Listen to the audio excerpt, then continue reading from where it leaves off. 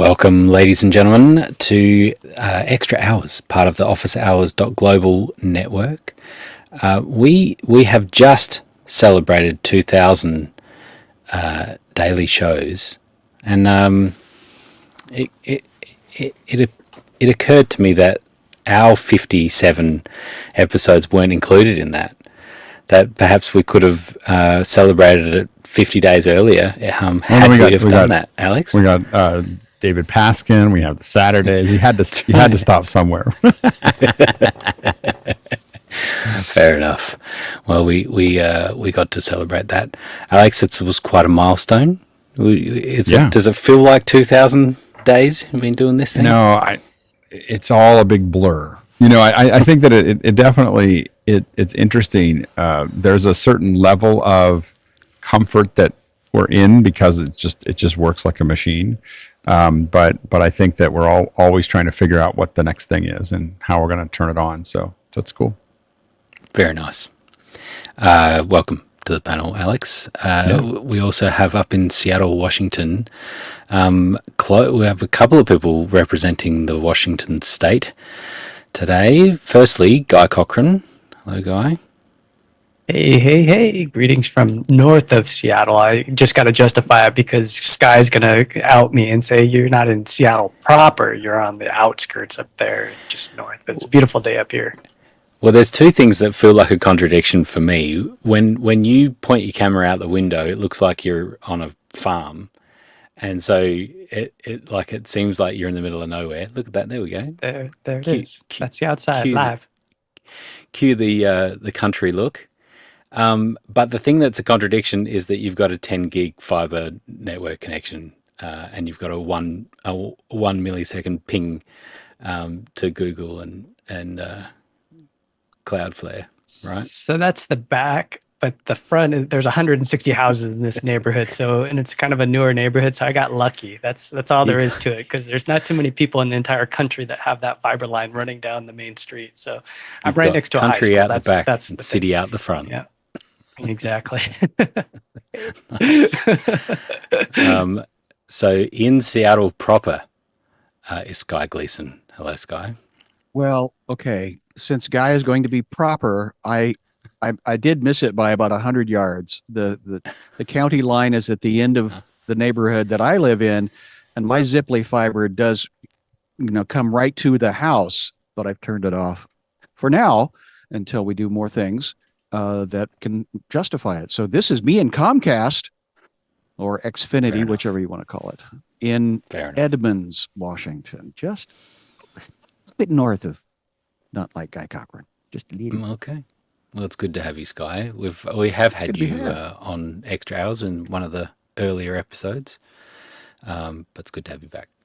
I was here when you were away. Guy was steering the ship, so this is number 3 for me, and there you go. I'm getting comfy. Very good. And over in Florida, at the moment, is that right, Nigel? Yes, in beautiful Orlando, Florida. So talking about internet, I have moved from Austin, where there are 15 choices of high speed, to there's one cable provider and you'll like it, which is what the middle of Florida is a bit like. And what speed are you getting off of that? I'm actually getting a gig up and down, so I'm not really going to complain too much. But, I'm used to there being a lot of choices in Google Fiber and lots of other places. And now I live in a place where there's Comcast or there's nothing. Right. It's very diverse depending on where you live. All right. Now, one of the things that I enjoy about this show particularly is that I get to ask some questions that are on my mind. One of those, Alex, is you're getting the immersive camera back for a little bit. What's the deal? I have it back. Tell me about that. I've been shooting with it all weekend. So I was able to take it out and do some more tests. Let me see if I can pull some photos up. A lot of them have been kind of concert tests, and so. Let's see. This is I don't think I have any where they're actually playing, but this was move my monitor to the other side. It's very disorienting. So my daughter is My daughter's in a new band. She's about to join a new band. So next weekend she'll be in the band. But the last time the band was playing with the old bass player was this over the weekend. And so this is the setup that they had, and you can kind of see this is Nice. set up out on a street. And there was a couple advantages to this, which was that there was the shade happened to go the right direction. It rarely does. Usually when the sun is going down, it's always in the wrong place. And in this case, it actually turned out okay. So everything was kind of in shape, but you can kind of see there. And I was testing this is it's the same manufacturer, but a different mic. That's a ambisonic, that's a USB ambisonic mic, which I have as well. I'm borrowing from them as well, which is cool. You just see it kind of hanging down. It doesn't plug into the camera.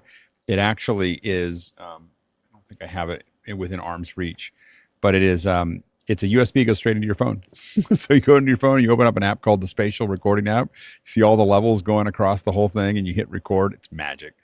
And so one of the things I found was that I love for when I really want to tie it all back into the system, the Dante version is great.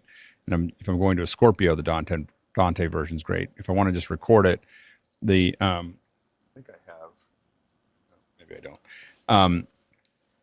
I got into this thing where I have a little tripod, and I have the ambisonic mic, and I put it into, I think I might have mentioned it on another show, but I put it into one of those, a quiver for an archer.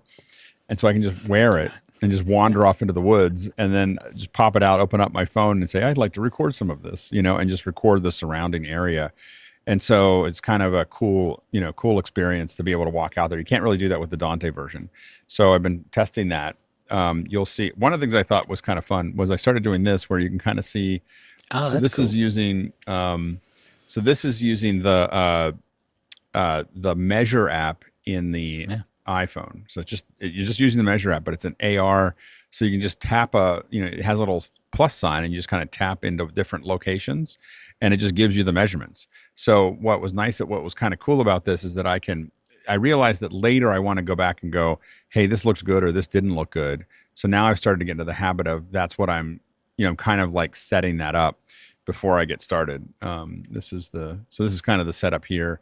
You can see a lot of green there for a while, at least. That was useful. So that's in false color there to do it, and that's what it looked like when we were. So it's kind of getting kind of ready for it. Again, making sure that it's nice and level.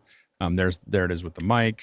This is the actual band. They're called Fat Betty, and there's a video of it. I shot some of the video actually with the cinematic mode, which is kind of cool. It's the one reason to go back to Final Cut right now for me is that the cinematic mode, you throw it in there and you can change the focus, inside of it, which is pretty slick. Let me see if I can get you to another. This is the second shoot I did was this. This is in an actual stage. And so you can see, and I was still measuring we were starting to work with School of Rock, and they, I was playing with the idea. So like this kind of front and center at a stage was another thing that I was kind of playing with. You're going to ask. And how did you decide on the height, right? Because that's it's kind of like shoulder height.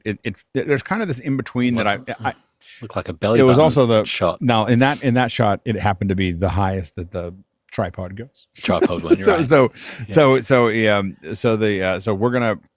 What's cool is that we get to go to the same venue with School of Rock next Saturday. And so what I'm going to do is I shot here, and what I kind of shot all over.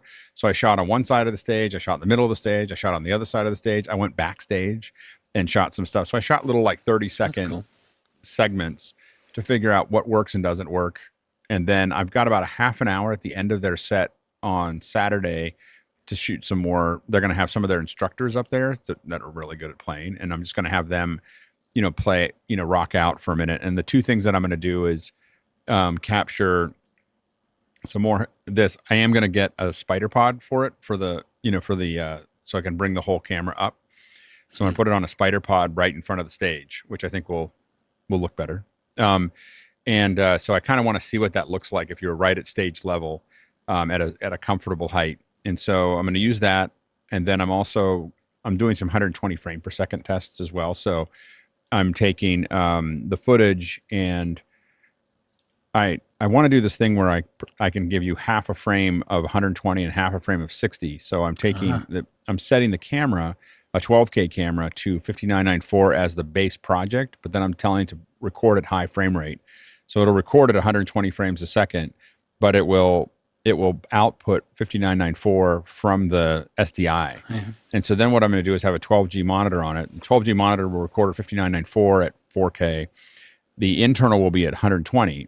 That way I don't have to ever say, well, I had software kind of do the thing. It's 2 records of the exact same sensor. One is 5994, the other one is 120 frames a second.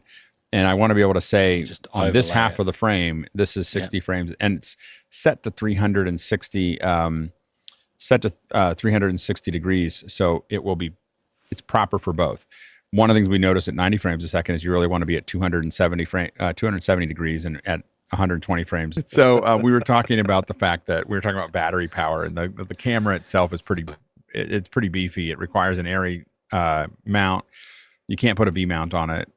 You have to use B mount batteries, which I'm renting this week to be able to use with the camera. So now I can kind of run out. I was a little late in ordering it, so it showed up today. So the weekend I was using the Jackery, and the Jackery was at 30%. And as soon as it got down to about 20% while we were waiting for the band to get set up, and as soon as I hit record, it was out, because it was so the difference between it recording and it just sitting there showing you video is a completely different thing. And so anyway, but it's such a fun camera to shoot with.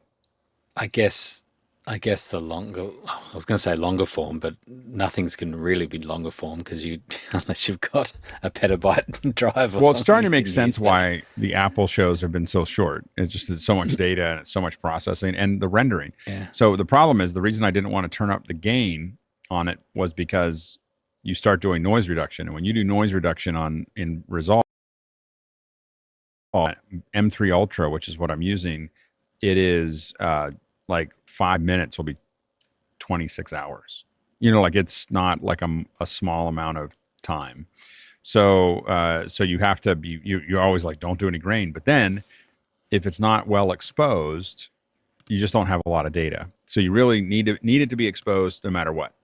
We think that that's kind of like, you need to expose well no matter what. And just know that if you don't have enough lights, you're going to pay the price by having really long render times. So that's why I was so excited about the Fat Betty record, was because it was just the right amount of light. Like it was the right amount of exposure, everything kind of. So I'm processing it right now. So we'll see what it takes. So Alex, you just got that computer. What would you have got if money was no object? I mean, what's reasonably? I mean, you got an M3. I would have gotten I have an M3 Ultra base, and the reason for that was I first bought the same computer. This is the dumbest part of this, is that I bought the same computer, but I was like, I really should go down, actually, not up, because I want to wait for the M5 or M4 or whatever shows up. I want the Ultra of the next thing. And I think it's coming out in November. I have no inside information. So it's like, I don't want to spend like a souped up, M3, which is like $6,500. So I didn't want to do that. So I was like, I'm just going to go down to an M4 Max. It'll be fast enough. And what I did know is that the rendering is so heavy that I needed a separate computer. I can't, like, my work computer can be still an M1, and I've got all these Mac Minis, but I need a separate computer that's just Resolve. Like, that's all it does is Resolve. And so the M4 Max was going to be that. So I ordered the M4 Max. It took 11 days for the M4 Max to get here, and then I happened to be in a production. I was in this IMAX production, and I there was a typo in the address, and so it went to a place that doesn't exist. And I got like a call, and I was like, I can't deal with this right now. I'm in the middle of a show. Like, I can't like stop and worry about my computer while the Spinal Tap thing was going on. And so I just said, okay, that's gonna have to wait until tomorrow. First thing the next morning, I call, and UPS said, it's already been going back to the shipper. I'm like, the shipper is in China. Like, the last address was China. It's not going to go back to there. It'll go back to Nashville or something. But anyway, but here's the worst part is I couldn't get it, but I knew it was still, I looked at the data and it looked like it was still in Petaluma. So I went to ChatGPT and I said, I have a package that I think is in Petaluma. can you get, where is that pack? Where the package said, well, it's not listed as an open space, but that package is in this address in site 5700, whatever. And so I just went to trucks there, The completely UPS not open to the fulfillment public. Yeah. And I walked into the truck entrance. Like I didn't knock, it was open because the trucks are going in and out. And I just walked through the truck entrance, and this woman looks up and she's like, "You're not allowed to be here." And I was like, "I'm desperate for my package. I know it's here." And it had some code that said like no load or something like that. And and I typed in like they were trying to figure it out. They had worked there a long time. It was a very experienced crew, and they had a manager and everything else. And I just typed in no load. It says no load. I was in the same discussion with ChatGPT. I said, I'm here now. It says no load in the code. And ChatGPT said, if it says no load in UPS, this is the 3 things that it means. And it says, and if you're in this facility, like it gave me the address. It said, if you're in this facility, it's in this room or this room. I was like, wow. And so anyway, it wasn't. It was destroyed or missing or something, so it was gone. And so this gets even Can't better. find this. Oh well, no, we can't they find were this like, they address. couldn't- Let's destroy it.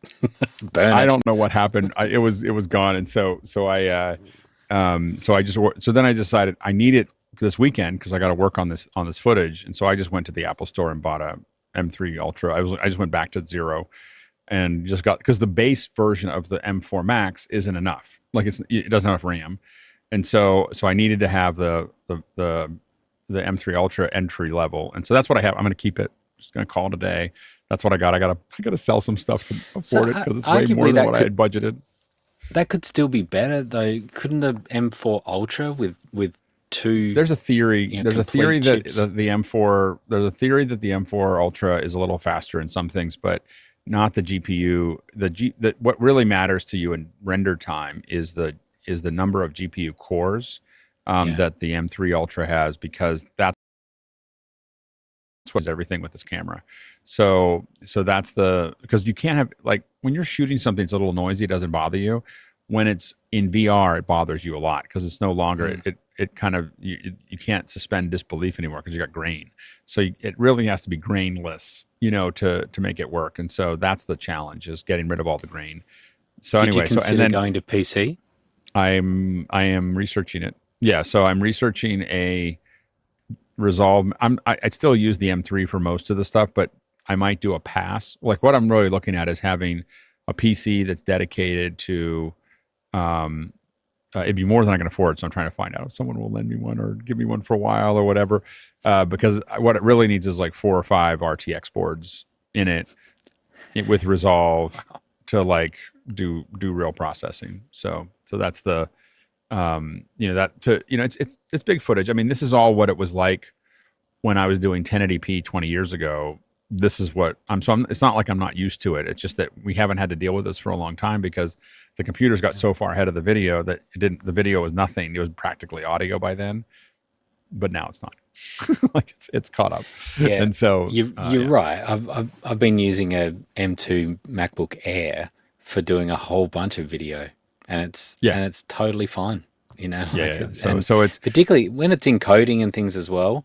I'm like using the machine, like it's all GPU, and so when you CPU, run I can do Resolve, a bunch of stuff. when you're doing noise reduction in Resolve on it, the mouse moves slow. Yeah, right. I mean, it's like it's just like it just working its butt off. So anyway, so there you go. Very cool. You should make a little video that just shows like the CPU and GPU and activity monitor maxed out. And I'll take that. I'll do like, this is what your computer looks like when you're. I'll open up the network thing and just post that as a video. That'll be good. I want to feel your pain, but just for a second, and then close the window. Red hot. Well, related to our first question here is around the versions 26 of things.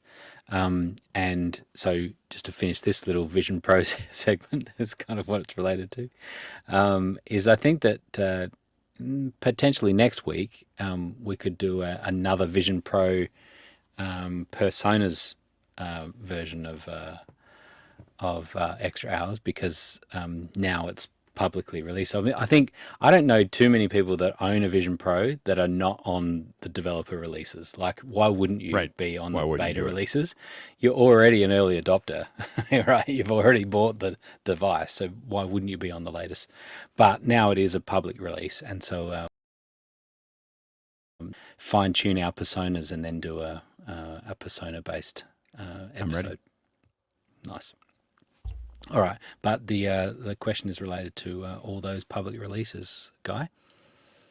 Yeah, Tony Mobley is asking, it is official. What are your thoughts on OS 26 on Apple devices? Alex. I like it on the Mac OS, and I like it a fair amount on the iPadOS. It's probably my least favorite iOS, like my least favorite phone version. I would say that it was funny. I was thinking about it this morning as I was using something and just be like, oh, this is so weird. That for a decade, I've tried to persuade my mother. Phone. She's the only holdout. Like everybody else in the family, she's the one green bubble that ruins all the lists, and so we're always trying to. All of us are trying to persuade her, and I realized that with this version of iOS, I was like, I could never try to persuade my mother. She would hate this. Like it's too complicated. And so I realized that it's too complicated an interface. It's no longer something that I would say to someone who isn't technical, oh, you should use this instead of Android. At this point, I think if you're brand new and you're non-technical, it doesn't matter. They're both really messy. And so as a iPhone user, I'll slowly figure out how to use it, but I would never take a non-technical person and hand them this OS. I think this OS crossed some border in my head of it's to me, it's as bad as Android. It's just different, and I know enough about the other stuff there. Didn't get any better. I think that the all the stuff, and there's just lots of little things that are just not kind of gelling together. So I'm not a big, I think that this iOS is definitely not my favorite. Maybe I'll grow to like it. I have sometimes in the past. I'm still haven't ever grown to like photos. so I keep on thinking that I will, and I don't. So I think there's something going on there, but the translucency doesn't really bother me, but it's just the quirkiness of the way that the interface works that I realized I would never recommend this to an Android user. Like, this is going to be better. It's just going to be different. And I think that I didn't have that until this version. Interesting. Nigel? Yeah, so I've had all of them running across a set of devices since early. I'm one of the crazy first time, let's see what happens people. But I think the best measure for me is my wife jumped the new releases today. And so I was waiting for oh my gosh. So I think she spotted the difference in Mac and on her iPad. I don't think she actually saw that much of a difference on iOS. Now, she doesn't do anything very sophisticated. And if I said, yes, but it's translucent and it's glass, I don't think it would make any sense. I think the biggest, I did join the SAD AVP club. And so I think that's probably the biggest jump of all of the releases, the Vision Pro jump. The watch, I didn't notice much difference. I just think one of the things there are two thoughts really. One, how stable these betas have really become over the last couple of years, that you can really jump to them very fast. Now, whether that means they're just not making that much change underneath or what, I don't know. The thing that I realized, I've been wanting to do a clean install. I was looking at a bunch of forums and people talking about clean installs on their Macs. I've always done it. I've kind of liked it every year or so. I would do a clean install, and the main reason is that it just clears out all this junk that I don't need. But Right. a bunch of people say, oh, you don't need to do that on Macs now, and you just keep doing upgrades.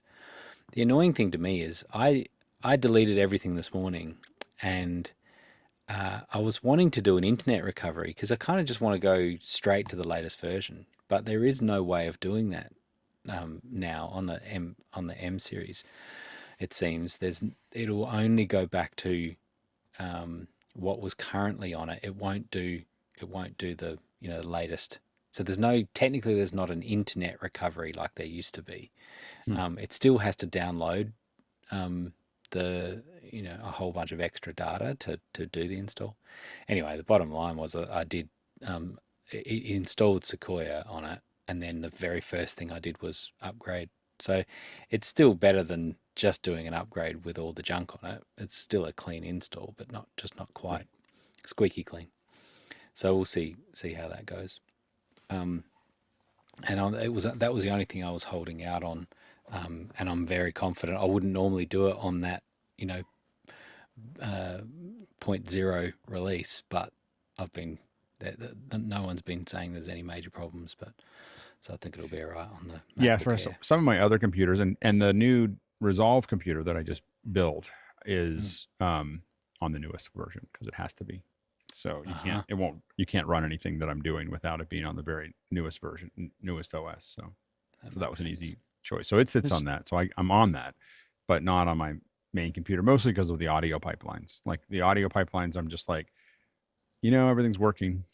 There's nothing I need here. Now I even have another more powerful computer.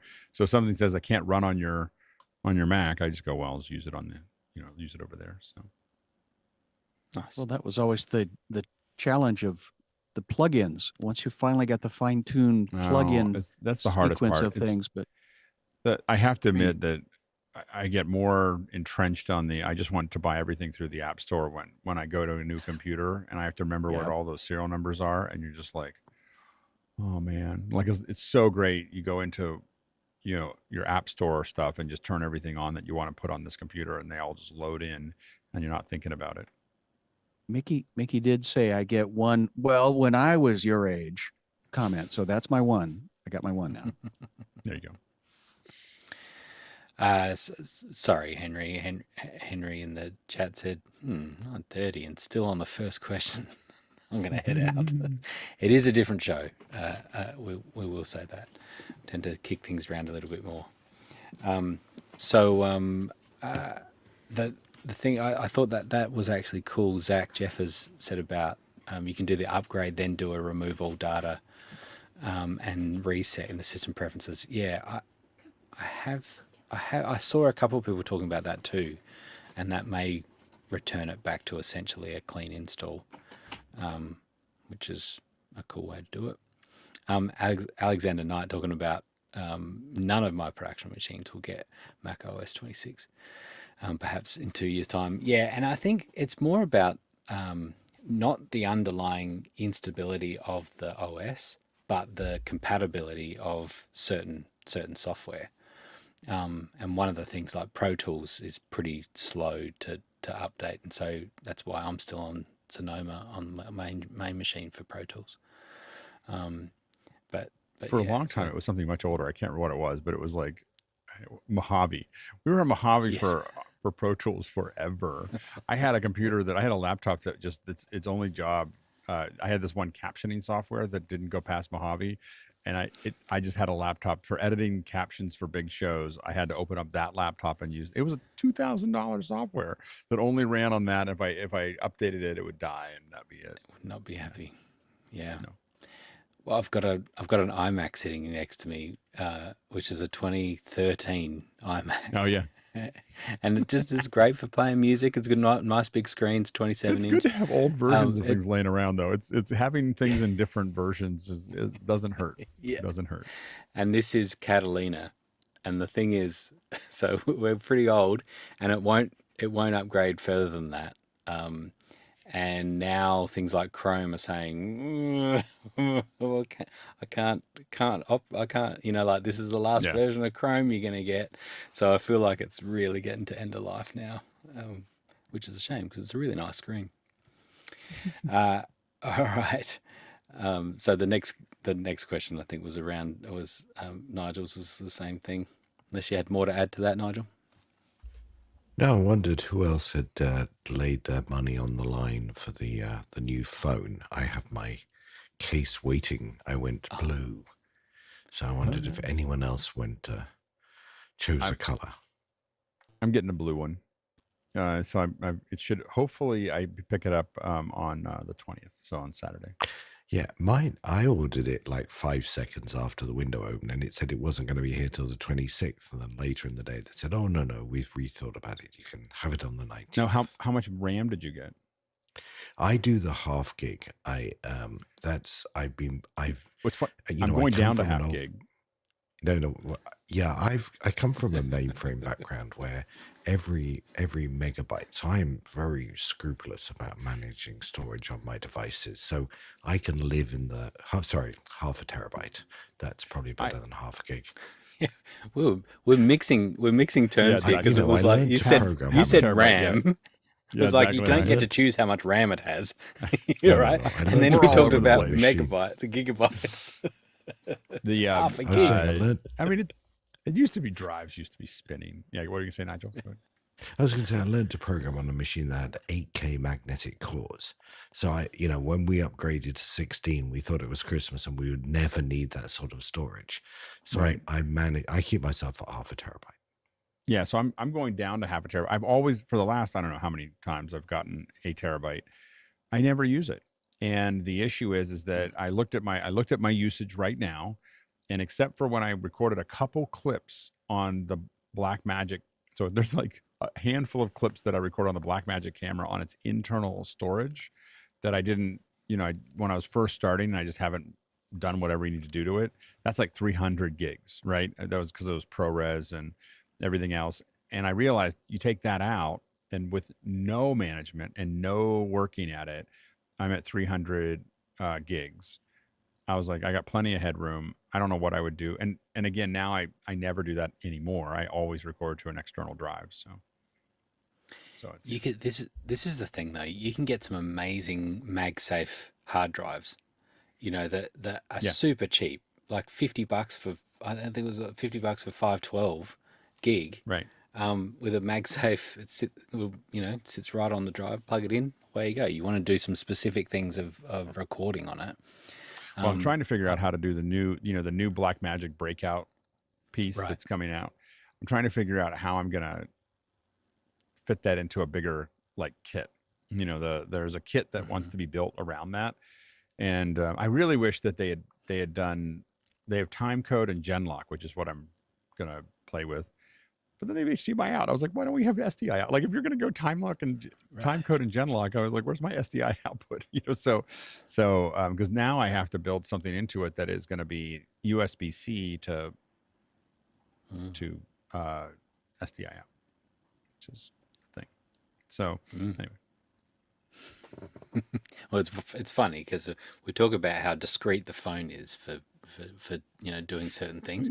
Now it just turns into a full. Yeah. It's like, yes, it's a little phone, but actually now it's on this massive cage and it's gone big again. All right, next question. Next one in from Morgan Price in Victoria, BC, asking, what would you recommend in 2025 to overlay graphics, slides, etc., onto a Zoom call? Would you lean into hardware like an ATEMs or still go software? Assume is for a single person Zoom attendee presenter, not a big production. Guy, what do you think? This is kind of interesting because I had this issue last night and I just wanted to solve it as cheap as possible. And, Mimo Live would be one option. OBS would be another. vMix if you're on the PC in that world, Wirecast. But I did something kind of interesting last night and it kind of forced me to do something that I would have never done. But it's good for this show because I told somebody else earlier this morning that this is kind of a cool little hack. Basically, what I did was I took one machine that was my webinar machine, and I took another machine that had these keynote slides on it. And then I just took the HDMI out and put a little UVC capture device, little HDMI, little $20 one, and just fed the keynote slides in. And so in Zoom, you have this option to do share screen advanced second camera. Well, what a lot of people don't realize is that now you can go in here and you can actually make the second camera bigger. So you can put your slides however you want, which is really cool. And you can also do these nice little wallpapers and whatnot. And if you want to do the keying thing, you can do over the shoulder as a background. But it's cool once you start sharing that up here, you can actually change the layout and share options live during. So while it's hot, you could actually be moving these around, and then you can hit share again, and it'll update. So it's a pretty cool way of working because on a phone, somebody can actually pick. You'll get the presentation as I was just showing it, but you can also just click on the main camera and have it be big. So you I really like that. And can I just clarify? Were you saying that? I know that you lay it out and you can do whatever, but even on the attendee view, they were able to manipulate that a little bit as well. yeah. So when you're doing a share screen, just a regular share screen, on an iOS device, you get the talking head. So if it was just like you with your Yep. frame, they could click on you, or they could can click on the tap it. slide, and they Yep. could back and back. Yeah, and they could fill the screen. So I didn't realize that it could actually be a better experience for people. So for Morgan asking this question, it just is like, hey, experiment with this a little bit, because it might shock you if half your viewers are on mobile, that they could have a better experience with the slides if they get to choose if they want to look at the presenter or the slides. I guess the only question I have for you is if I do a screen share, the way that Keynote works, at least, is that it can spawn into its own floating window. So it doesn't need to be full screen anymore. It used to, and then you should be able to just share that window. So you should be able to just, I don't know if you need to go out and then back in. You can just share the Keynote window. I'm not sure how that would be, and then it would be still a screen share as a separate thing. Does that make sense? Yeah, I think Yeah, you got to try it to see if I think that. you're right. I think that would work. Yeah, so I think that it does they work. made it during COVID. They made it specifically so you could screen share it. Like that was what they built it for. The reason I don't do that is because I have a telestrator. Like and then the way to get the telestrator back in is that I load up. So I still build the whole thing around me, but what I do is then if I need to do a screen share, I will open up QuickTime, run my video into that, and then I share the QuickTime screen. So that's the. Yeah, I think you're exactly right, Alex. And because the second camera input into Zoom is essentially a screen share in itself. Like when you go, which is how you're able to access it. And so then when you're doing that composite, having a screen share or a second camera, I think will pip in the same way. At least that's my understanding. So, but the one advantage with the way you're doing it, Guy, is that you have a dedicated computer. Yeah, and which was nice in this regard, because really I was nice. actually chasing the presenter's slide, so I was mimicking what he was doing. So I was able to control him from my side and match what he was doing. It's a long story about how I didn't want to decimate his projector and all this stuff. He just wanted to come in and be hot and ready to go. So I got a copy of his slides, and I was just mimicking whatever he did on that laptop. So it was nice to be able to just have that machine to myself, and the other machine, as attendees were coming in, that the other person could control that meeting. Right. We are gonna finish at the top of the hour. I mean, depending on where you are in the world, it's the bottom of the hour for me. I'm on the half hour.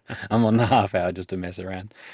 But and so it's important, people watching, go in and vote up on the couple of questions. We'll have a couple more that we'll squeeze through. But Nige, I'm interested in your thoughts on this Zoom. I think you just had a great set of answers. The only software one I would give to that is Ecamm. So I used to run a whole town hall system of Ecamm, and it was really just me. And I was actually able to bring people in. You can now use Zoom ISO to do it, but Ecamm has its own software. And the thing that I found as the one-man band here was setting your Stream Deck up correctly. You can do the same on Mimo, Ivan, of all these things, but at least on Ecamm, it's another alternative that's with Stream Deck is really easy to run a fairly complicated show, as long as you know where the buttons are so you don't have to look at them, or you've got a flow that works that you can go from scene to scene. Yeah, totally agree. Alex? I did exactly what you're asking in Mimo Live for years. So when we were doing the gray matter, we're gonna relaunch that show, but right now we're on a hiatus. But when we were doing gray matter, it was all done in Mimo Live, and the big advantage of that was that it allowed us to. Uh,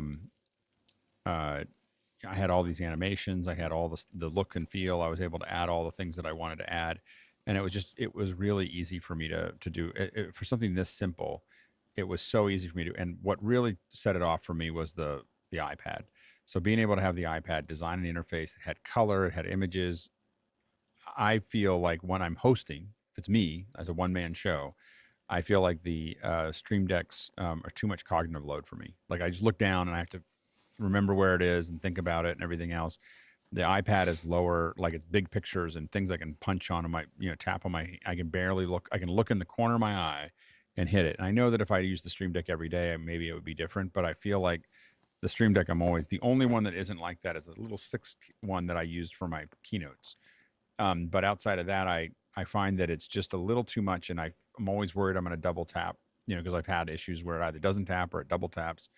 And so I'm not I really think that what Boinks has done with and what Oliver has done with the interface on the iPad is magic. I'm so blown away that other people haven't made an easily designable interface for that. I think was it called touchOS? Was an I app played for with a it. while there. There's an app for all of those things. There's Universe and there's touchOS, and there's a variety of different things that'll let you do that.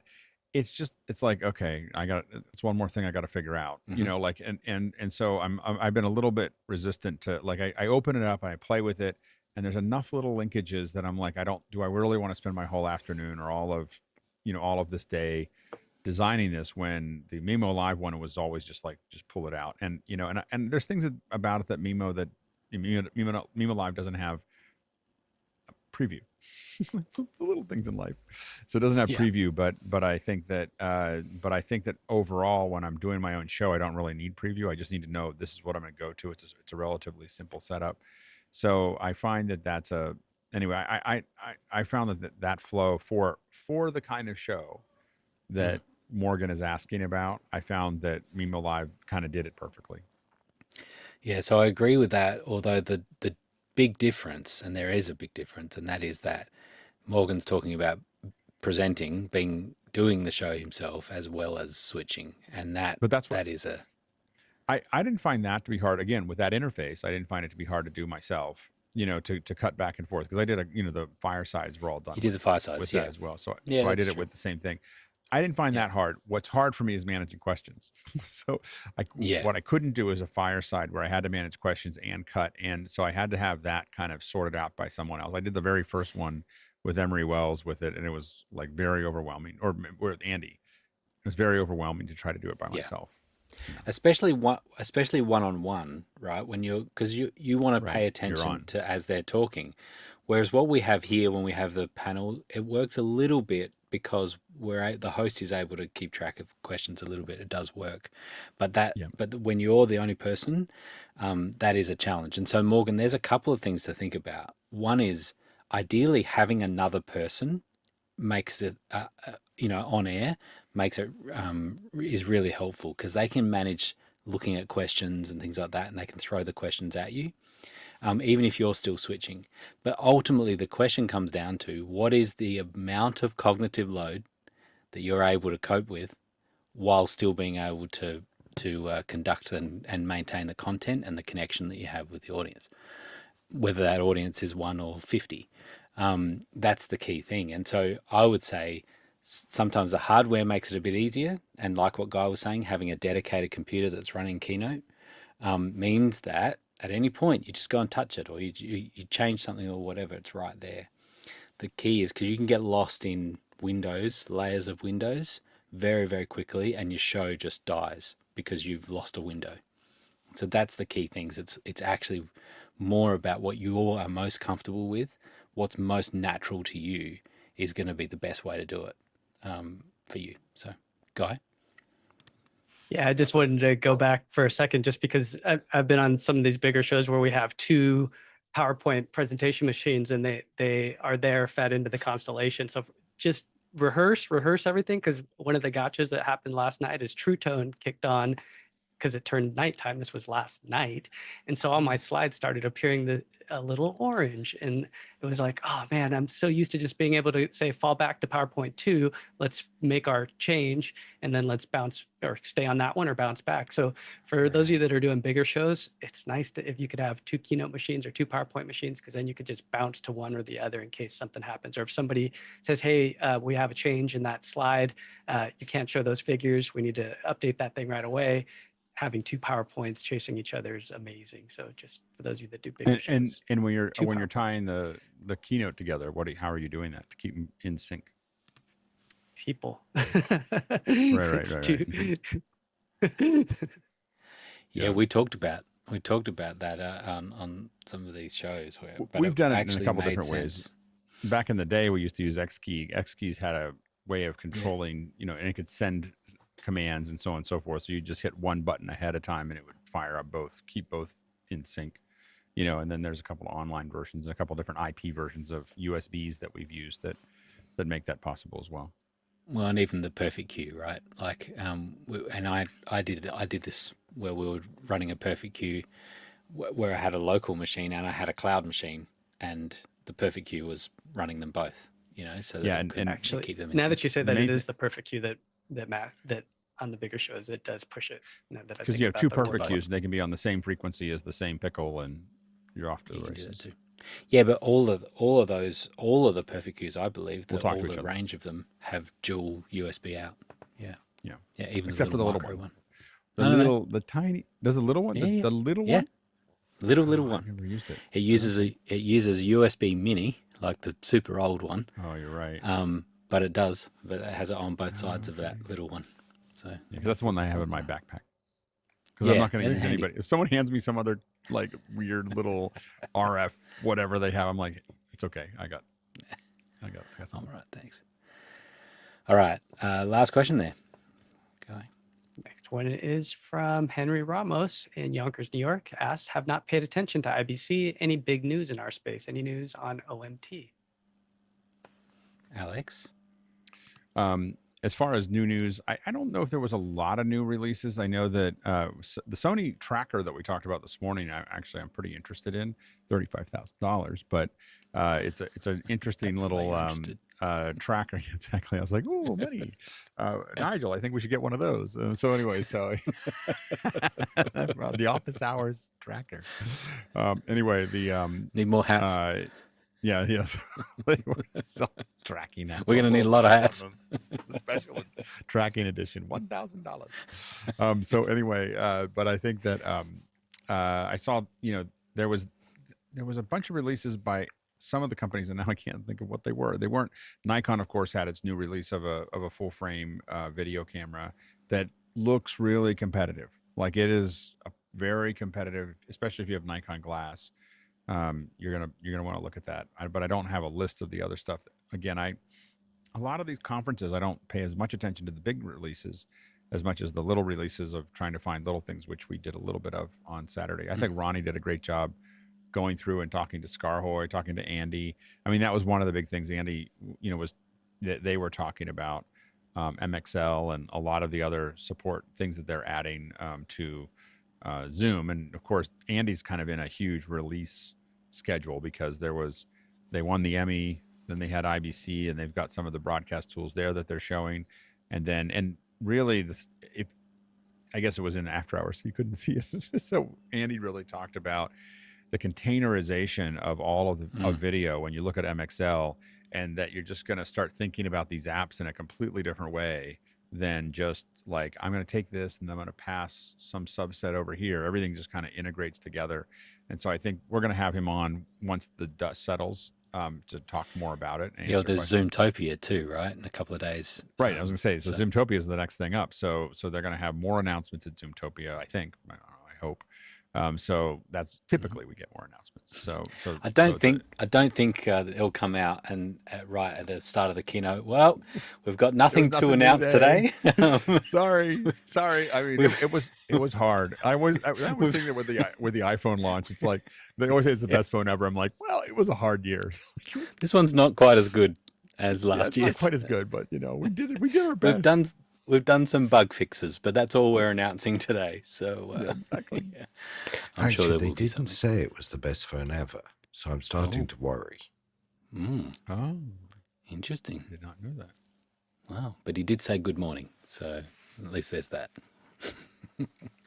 Someone told them everyone's making fun of you for saying the best phone ever. So it's probably Yeah, that's right. Don't say it anymore. I do. So I do think that there was. It would be great to hear from Andy because he did a. There's a lot to talk about. I think because even the way Yeah. that they set up the booth at IBC and the sharing across multiple vendors as well is incredible. So it'll be great to do a big dive into that. All right, Alex, let's quickly get your content recommendation. Have you got one? Yeah, In the bank? I think I'm gonna. We talked about it. I think on one show, but I don't think I've made it a recommendation. Is the new Legends from Chef's Table is really good. Like if just from a production quality, even if you don't like cooking, it's so good. It's it's got Alice Waters plus I mean just a lot of other of the many great four great chefs and so the I think that I would highly recommend it just from a pure production. And there are hidden in YouTube. There's a couple behind the scenes that you'll see, and then you realize like it feels seamless when you watch it. It just looks pretty.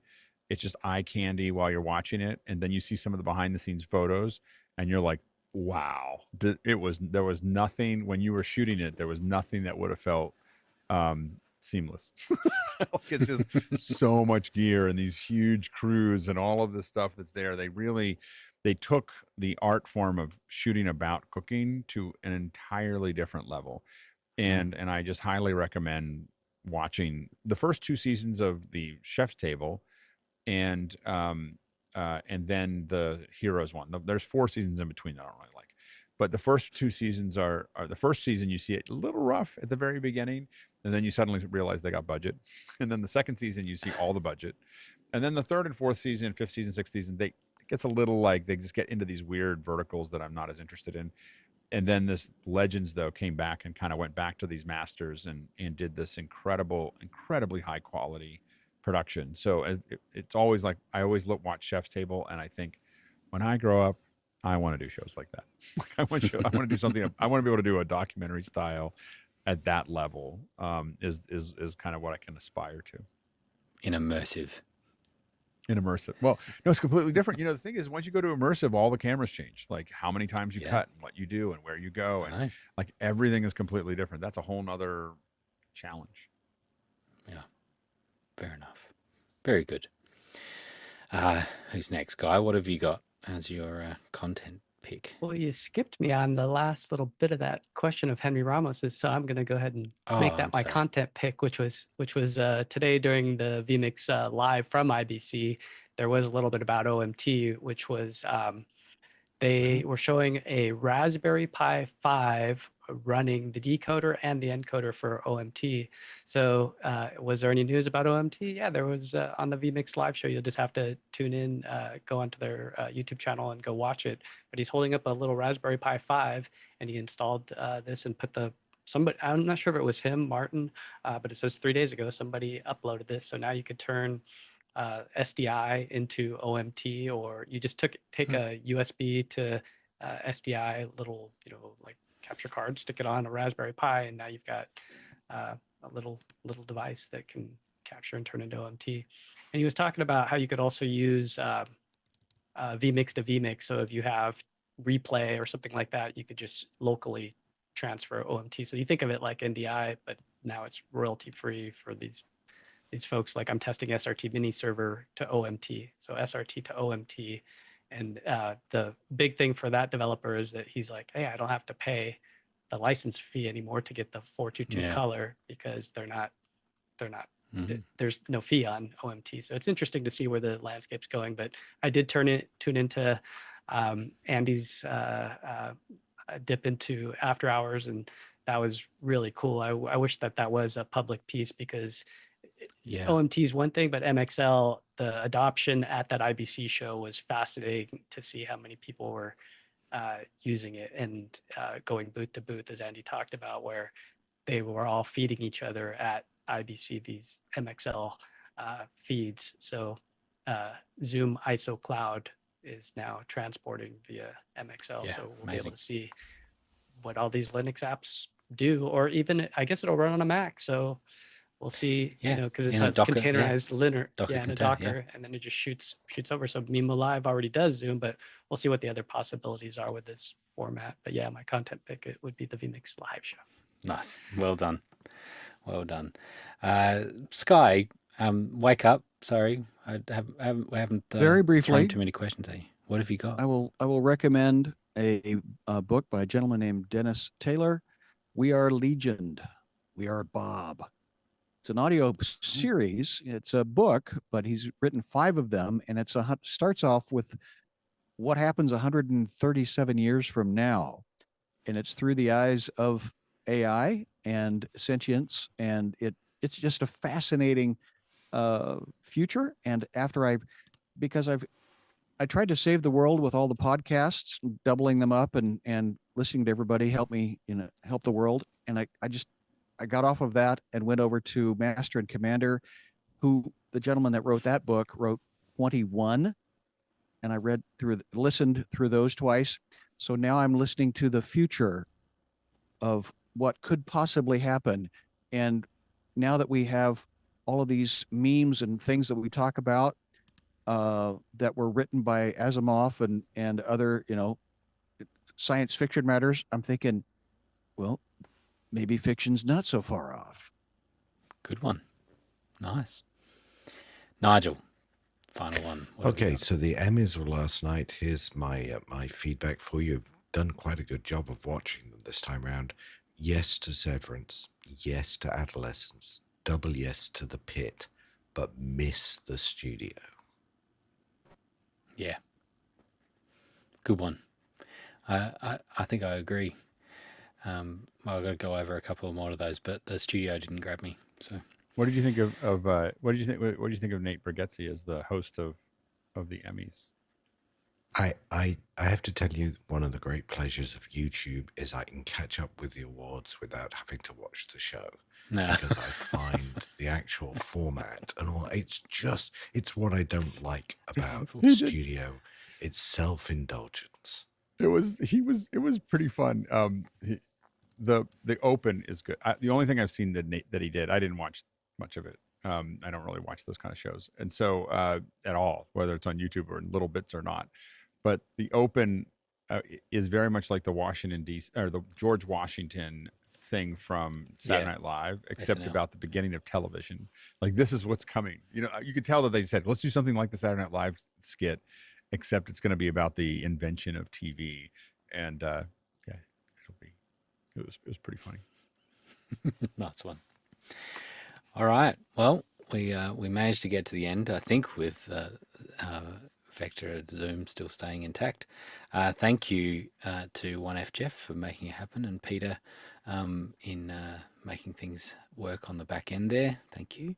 And we'll do it all again next week and keep playing around. We use it as a bit of a test bed for running a show like this, and also it's a good time to have a little chat. So sorry that we didn't get to the all the questions, but that happens. Post them in office hours tomorrow morning at 7 a.m. and we'll see you again next week. See you, everyone. Bye-bye.